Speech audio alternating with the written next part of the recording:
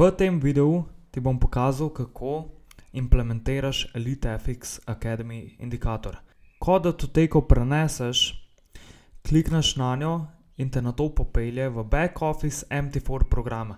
Se pravi, MT4 program je program za trgovanje, ampak njegovo zaledje so pa vsi podatki, ki se nanašajo na ta program. Se pravi, ko indikator kliknemo, se nam odpre v back officeu MT4 programa. Po vsem tem, kar narediš, je, da klikneš compile.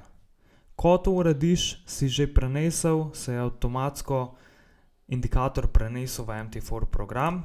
Zdaj, če gremo tukaj v MT4 program, bi ga mogli tukaj spodaj videti. Če ga ne vidiš, je tvoja naloga, da osvežiš in na to bi se moral pokazati.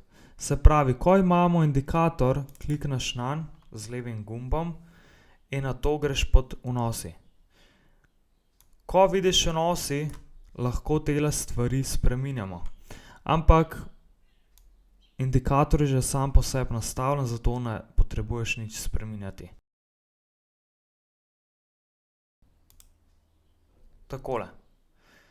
Se pravi, indikator je nameščen.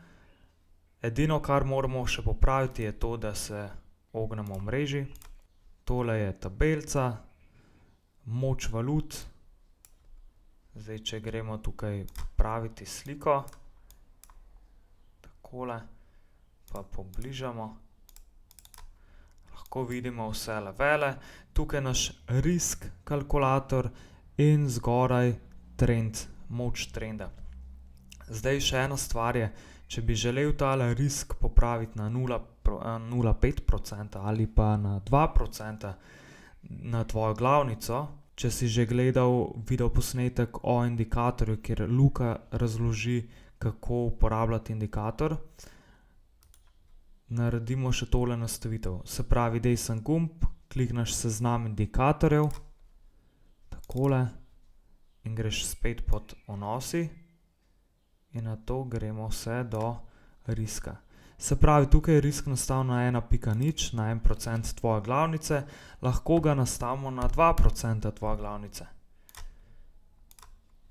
Evo, kot vidiš tukaj, je risk nastavljen na 2% naše glavnice, tukaj levo spodaj. Se pravi, kot je že Luka omenil, če bi želeli tukaj prodati ali kupiti, recimo, da bi želel kupiti, za 23 pipov riskiramo 2% in to je 13,75 lotov. Se pravi, ko greš v naročilo, te podatke tukaj vpišeš in klikneš buy ali sell.